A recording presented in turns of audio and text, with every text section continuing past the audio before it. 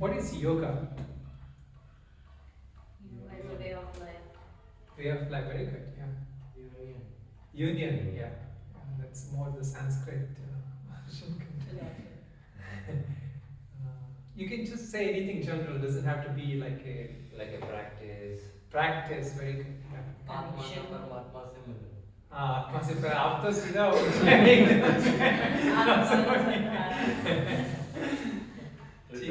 Prepare yourself to become better. Yes, yes, yeah. It's a journey. It's a journey, very good, yeah. आप कुछ बोलना चाहेंगे? Yoga. Okay. So there are different connotations and definitions of yoga.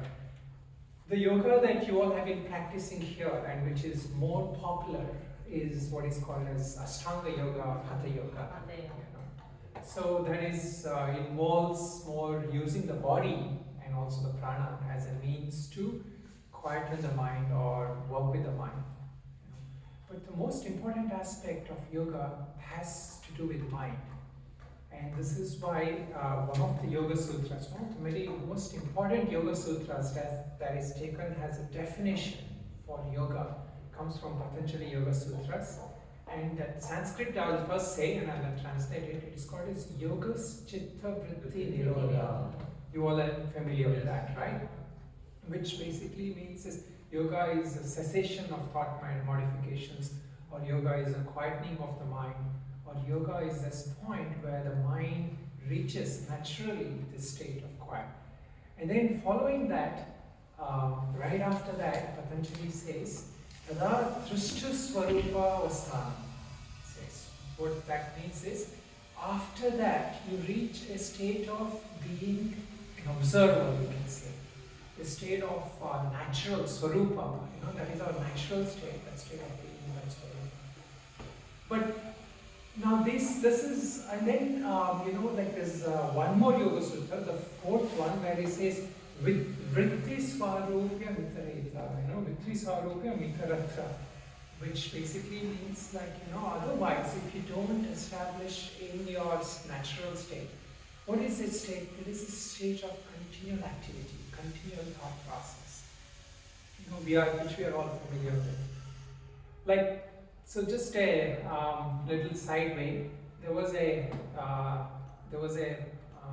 son who went to a meditation camp, and he came back, and so his neighbor asked the father of that son who went to the meditation camp. Neighbor was asking, "Is your still like son sitting around doing nothing?" Yeah. So I says, "No. These days he's doing meditation." So what does he do now? Oh, he sits around and does nothing. so it seems like, but there's a little difference here. Even in this joke, there is a little difference.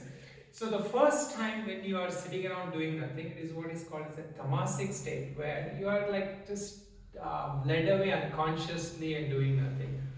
But when you're consciously sitting and doing nothing, that you have consciously kind of worked with your mind to reach this point where you're quietened, the thought activities of your mind and other things. But to reach this, there is a certain preparation, right? And so this is where the first Yoga Sutra, the very first Yoga Sutra,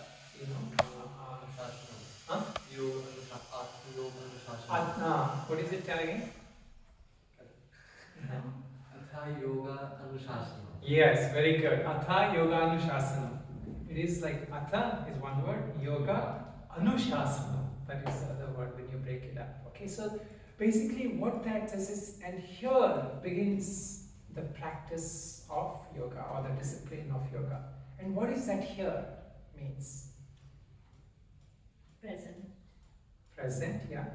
No, I mean, it actually means hereafter begins the practice of yoga and shasana. Now it's just, yes. Now it begins. But that means there is something that has happened before, right?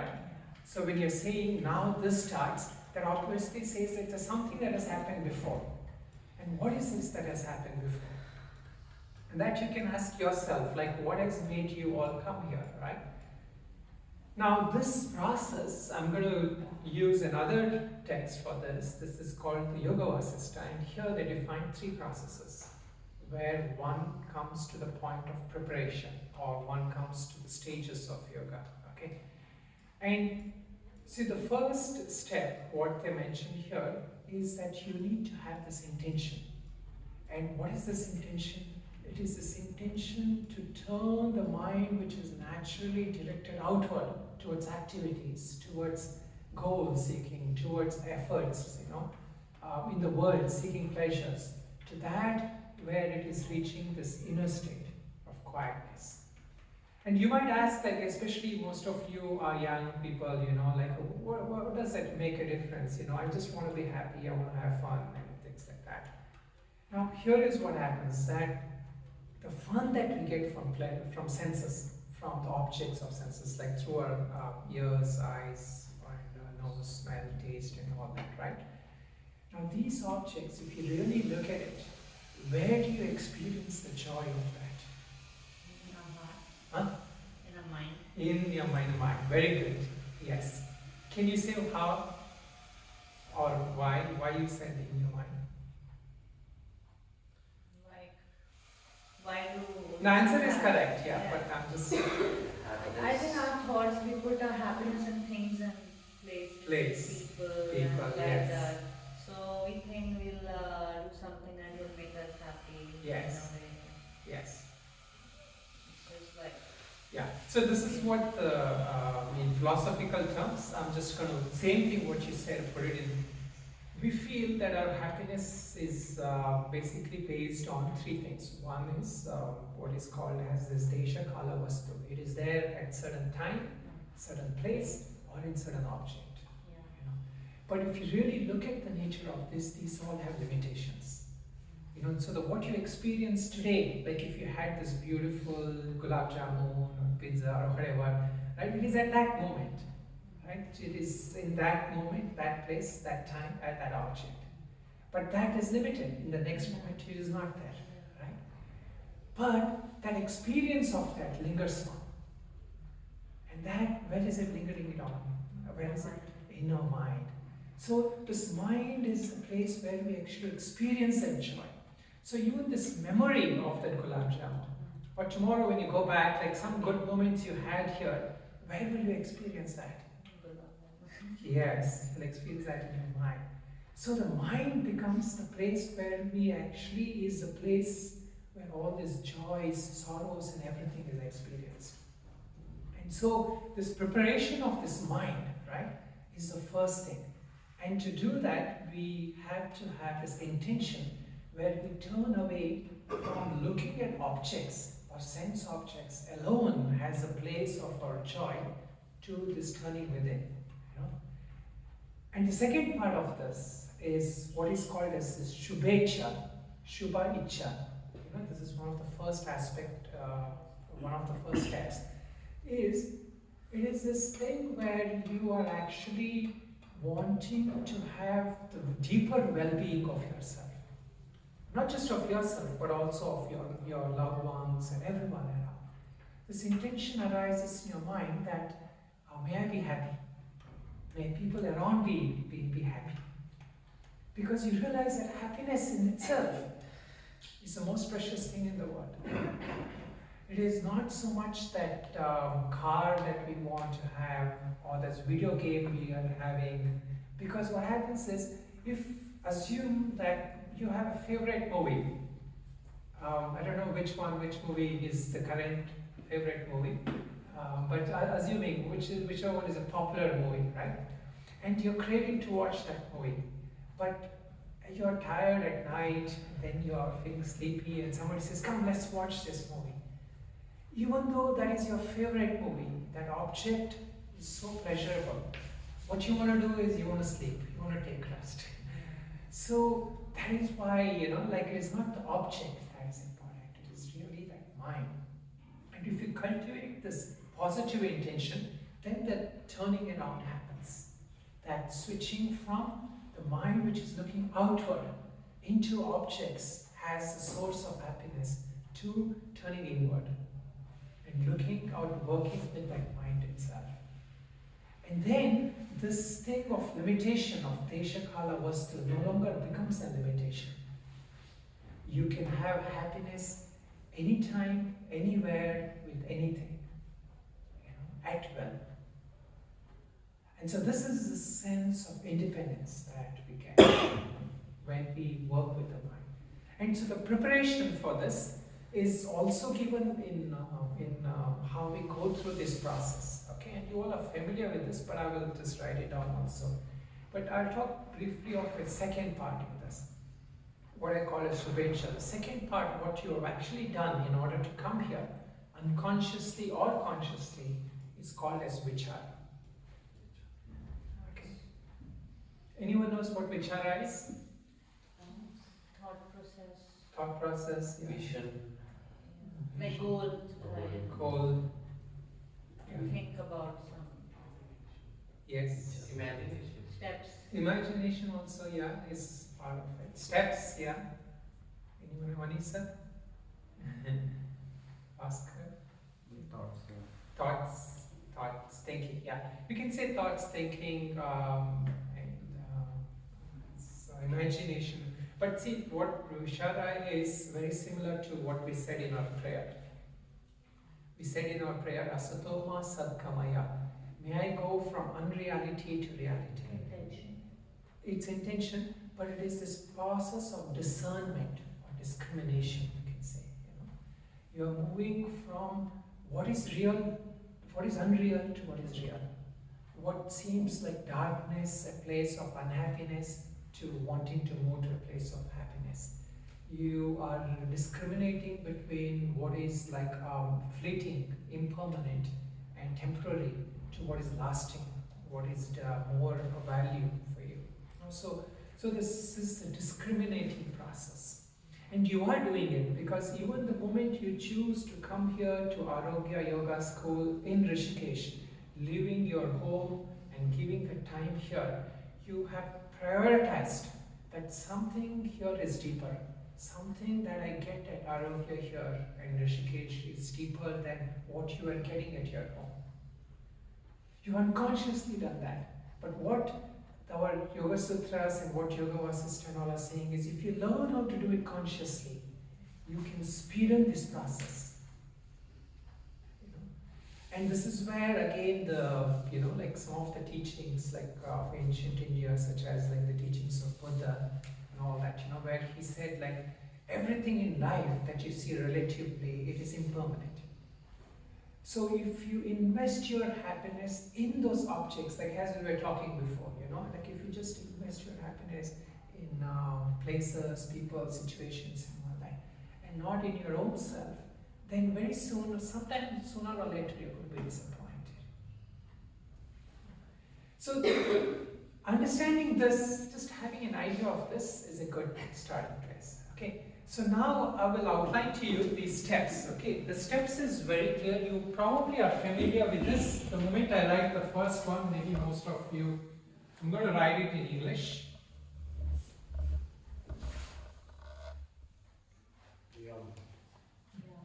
Yama. Okay. So next one, anyone knows? Niyama. Okay. Third one? Asana. Asana. Okay.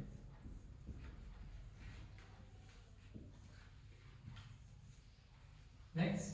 Pranayama. I'm going to write it here itself. Okay. So we have more space.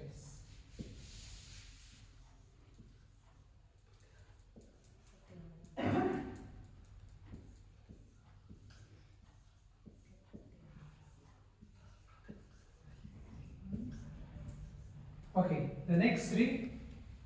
Dharana, Dhyan, Samadhi. Good. There are 1, 2 kind of usually combined together. So I'm going to just use that. Dhyana and Samadhi.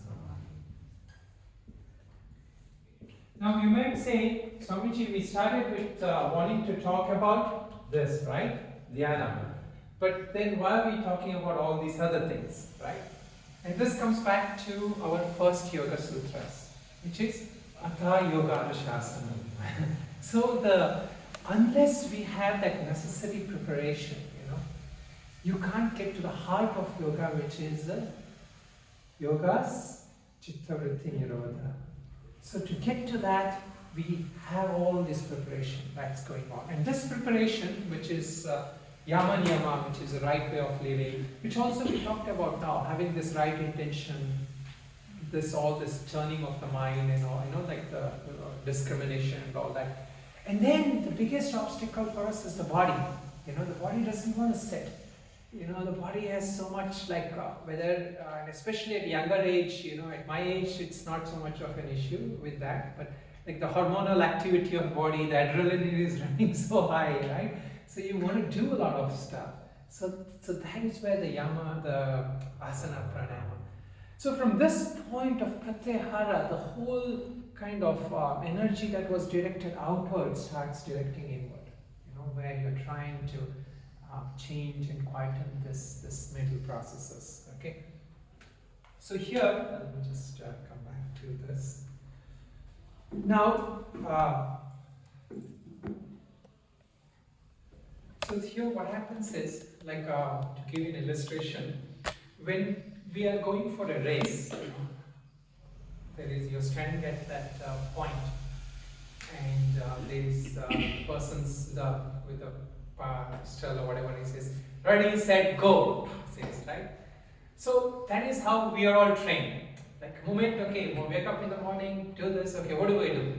But now when we do meditation, it's the other way around. We say, ready, set, stop. Okay, so you are basically trying to stop that mental activity that's going on and sit. Just trying to do the sit process. Okay.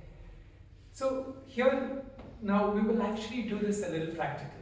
Okay, we will actually practice meditation, but I want to just talk a little bit about this dharana, dhyana, samadhi first. What happens in our dharana, dhyana, samadhi is that in this process, we first sometimes think that this is what is called the third step. I was talking to you about Shubecha and Vicharana. There's a third step, and that is called as Tanumanasa. Tanumanasa, what this means is it is called the subtlety of mind, where your mind starts becoming a little more ability to experience the subtle things of life. You can take it at one point spiritually. We can call it as we can start feeling energy in the body. We can start hearing some sound or seeing the light and all those things, which a lot of yogis have talked about, they've written about. But you can think of it in very simple ways. This, at some point of time, like when you're going through, you feel a sense of peace. Or at some point, some things without anything, just maybe looking at Ganga, looking at the Himalayas, you may feel a sense of joy. That is because your mind has become subtle to appreciate that. Or if somebody does something kind to you, or if you want to do something kind to somebody, or even it is actually said in the Shastras, like the sight of looking a sannyasi walking, or some meditator, or being in the presence of somebody who exudes some sense of peace, you feel happy. So all that, is actually the subtlety of mind. And that's why in our tradition too, originally, like we were, generally you see a wise person or something, you bow to them or you give them something and all that. Of course, it doesn't have to be literally, at least mentally, if you have a sense of appreciation for that, right? Your mind will actually start seeing beauty in that. If you don't have a sense of appreciation, if you just focused on the gross objects of happiness, right, then you will not appreciate these finer things in life. The more we train our mind to appreciate these finer things, the more it comes to the state of subtlety where you can appreciate this joy. And then all these three things, dharana and dhyana, and of course samadhi, it becomes a little more easier. Dharana is this process of single-pointedness or focus. Right? And now, for example, what is the trait you see in the people who are most successful in life? May it be Sachin Tendulkar or P.V. Sindhu or something. They have goal, ambition, goal. Ambition, goal, yes. Hard work. Hard work is a good one, yeah. They are master in one. Master in one, yeah, very good. Yeah. Focus, yeah, who said focus? Yeah. So the focus is one important thing, because unless you have focus, all these other things will not follow. What you are saying, somebody said hard work, master in one. See, you have to have focus in something. The trait of a person who is really successful in anything is his ability to focus on something. You can say Purpose also. But purpose, one way, drives focus, and focus drives purpose. It works out. To sometimes have purpose, you have to have done these other aspects which we talked about. Vicharana and Sudecha and all that. And you should also have some sense of niyama, yama, niyama, or else your purpose might be something like how Hitler had a purpose. So that kind of purpose is not helping us, it's not helping anyone else. So when we do these proper steps of Vicharana, and when we have a positive intention, right, our purpose becomes something that will strengthen us, it will strengthen everyone around us as well. And so this very process of going through this will automatically help us with focus when we have gone through these kind of steps. And then comes dhyana. Okay, so the dhyana is of course something, as I said again, we have to practice. But there's one thing I want to talk about dhyana, which is very important for you to start with the right thing. Okay, and I will illustrate with an example. Okay, there was a meditation master. So he taught meditation to some students. And so these students, one of the students came to him and told him that he came and said, Master, I'm not having any experience in meditation. I'm just feeling blank, I'm feeling sleepy, sometimes I'm feeling restless. I don't see anything in meditation. So he says, okay, but continue, this too will pass. So then after a few days he continued, he made more efforts, and then he comes back again. And he says, Master, what? I saw this light, it was so bright, blue color and all that. He says, oh good, keep meditating, this too will pass. So, and then the student again came back and said, Master, now I'm hearing these sounds, this beautiful sound of Om, and I feel it in all my centers and chakras. So he says, good, listen to it, but keep meditating, this too will pass. So the idea with meditation is what I told other time with Patanjali Yoga Sutra, Tada Trishta Swarupa Avasthanam. We abide in that sense of observer.